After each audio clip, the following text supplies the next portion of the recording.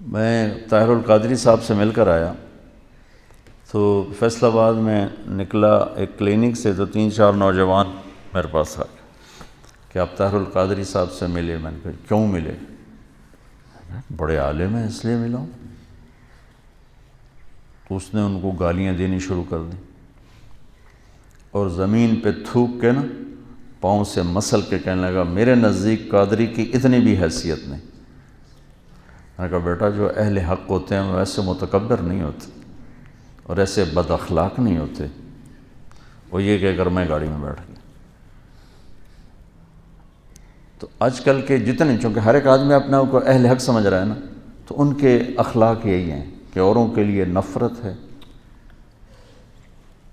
اور تم بھی ایسے کرو تو پھر کیا فرق ہو گیا؟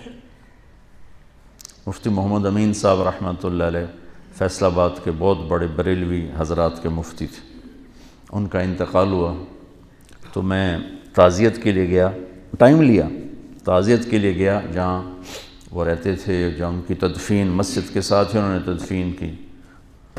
انہوں نے مجھے ملنے سے انکار کر دیا، ملے ہی نہیں، باہر ہی نہیں نکلے۔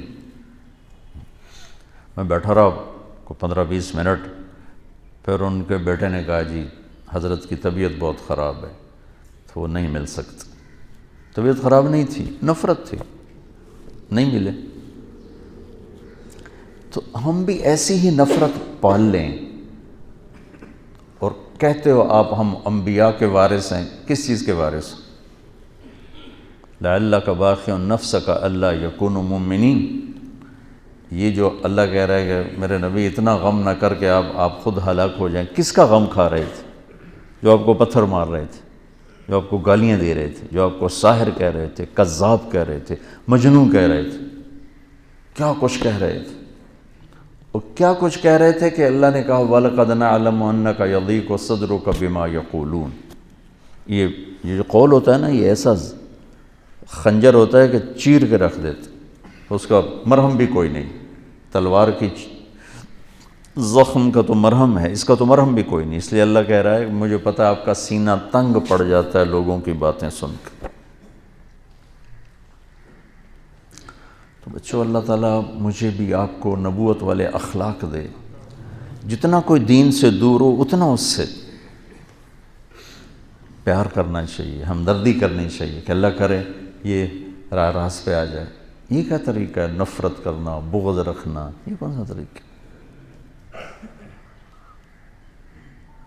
یہ تو کسی بھی حق کی نشانی ہے، یہ تو باطل کی نشانی۔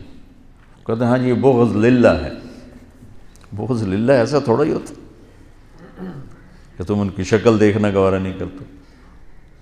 ہمارے بریلوی بھائی تو یہی کہتے ہیں ہمیں ان سے بغض للہ ہے، یہ گستاخ رسول ہے، ہمیں ان سے بغض للہ ہے۔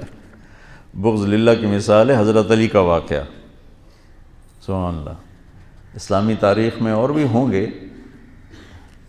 لیکن کیا نادر المثال واقعہ ہے اور کیا خوبصورت کہ یہودی کو خیبر کی جنگ میں گرایا، قتل کرنے لگے، اس نے منہ پہ تھوک دیا تو چھوڑ کے پیچھے ہٹ گیا۔ واہ، امام المتقین۔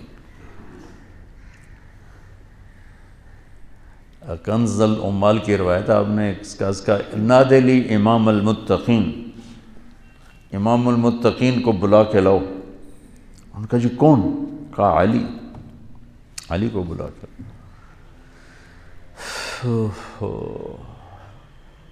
آؤ بھائی دوبارہ لڑیں گے۔ وہ کہنے لگا کیوں چھوڑ دیا؟ میں نے تو تھوکا تھا بھائی تمہیں جلدی میرا قصہ نمٹا دے۔ کہ پہلے میرا غصہ تم پر اللہ کے لیے تھا، تھوکنے کے بعد اپنے لیے ہو گیا، اب حرام ہے تمہیں قتل کرنا۔ یہ بغض للہ ہے۔ تو ایک دوسرے کو سلام کرنا چھوڑ گئے۔ تو بچوں اللہ سے مانگو اللہ تمہیں کھلا سینہ دے، کشادہ سینہ دے، عالی اخلاق دے، حسن سلوک دے، علم کی گہرائی دے، تبلیغ کا پھرنا اور درد دے، تو تم پوری انسانیت کے لیے رحمت بن جاؤ گے۔ کڑکتی دھوپ میں سایہ ہو کے، جھلساتی گرم ہواؤں میں تم بادل ہو کے، خشک ویرانوں کے لیے تم گھنگور گھٹا ہو کے، اگر یہ چند باتیں اب میری نہیں ہیں، میرے اللہ و میرے رسول کی ہیں، میں تو زبان سے ادا کر رہا ہوں، الفاظ میرے، تو کرو گے نا انشاءاللہ؟ اسی عمر میں سیکھ لو.